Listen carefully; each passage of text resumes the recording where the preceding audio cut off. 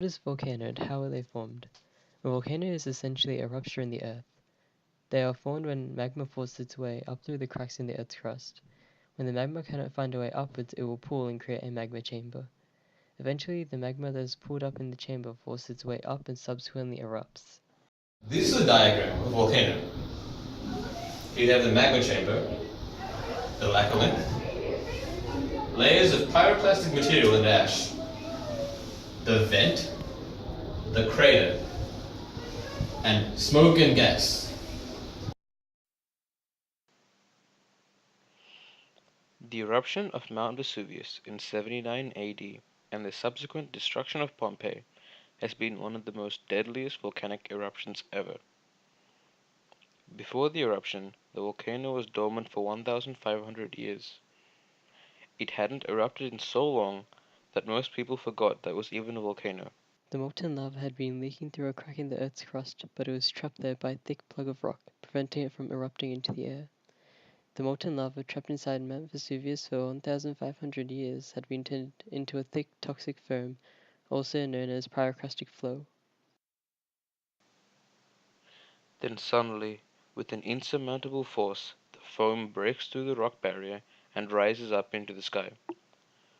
Only a few minutes after the first explosion, the column of volcanic ash and dust has risen 15 kilometers into the sky, and soon it spreads out into a cloud of noxious gas.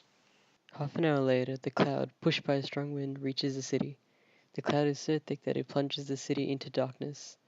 As the cloud of dust cools and solidifies, small rocks fall to the ground, but mixed in with these smaller rocks are much larger and denser rocks, falling at over 200 kilometers an hour. It is enough to kill anything that comes into contact with it.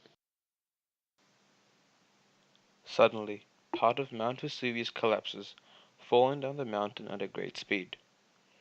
This is now known as a pyroclastic surge. The surge rushes down the mountain and towards the nearby city, known as Herculaneum.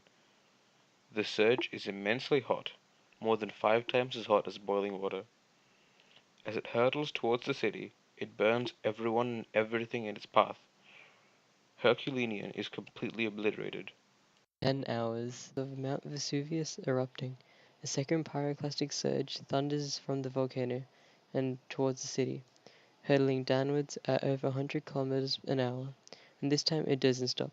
It continues downward, enveloping everything in its path, burning and killing everyone. Pompeii, over 65 hectares of fertile land, home to more than 11,500 people, destroyed in a mere 18 hours. The eruption of Mount Vesuvius was arguably the most destructive natural event to happen in the history of man. It annihilated the town of Pompeii and destroyed the land around it, and laid the area around it in a layer of ash and pyroclasts.